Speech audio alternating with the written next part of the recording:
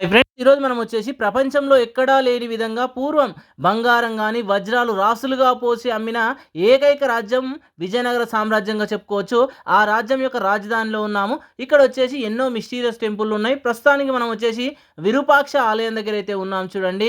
ఈ ఆలయం యొక్క మిస్టరీకి వస్తే ఈ ప్రధానమైన రాజగోపురం 11 అంతస్తుల్లో ఉంటుంది. ఆ రాజగోపురం నీడ ఏంటంటే ఈ బ్యాక్ సైడ్లో ఒక గది ఉంటుంది, చీకటి గది. అందులో మనకు వచ్చేసి రివర్స్గా కనబడుతుంది.